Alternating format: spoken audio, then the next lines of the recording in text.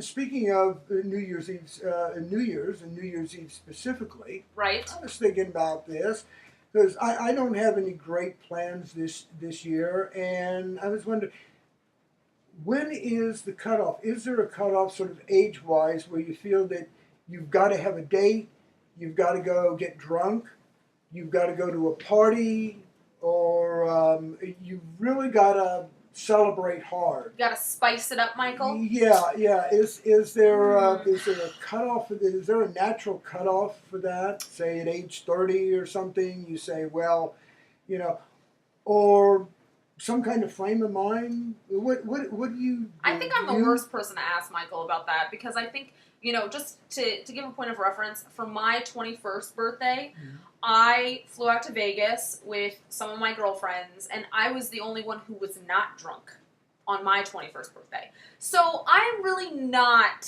the best gauge for, when does the cutoff happen? Because I've never been like that person where I'm like, I have to have a date, we need to go out, we need to spend $5,000 on tickets for a dinner I don't need to eat, blah, blah, blah. I've never been that person.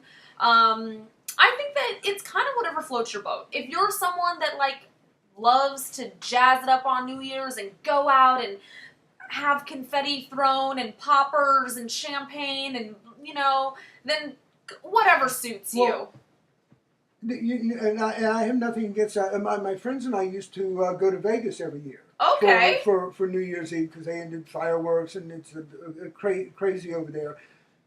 What I'm really kind of getting at is, when does it get to a point where you feel horrible as a person if you don't have those right things? If you don't have a group of friends to go out and yell and scream with, you're sitting at home maybe with one friend, watching a movie or something, or you feel horrible because you don't have a date.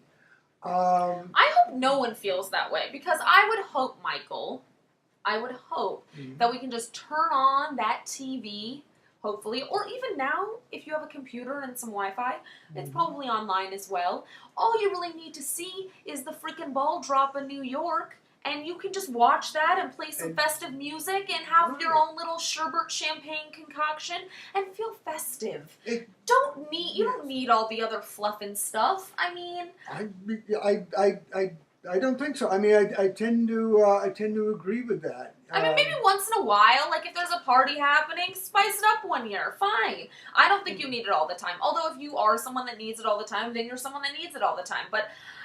And remember, you can get together with your friends and have a hell of a great time on March 16th. True. It doesn't have to be... Is that your birthday? Wait, is that your birthday, Michael? Oh, no. Okay.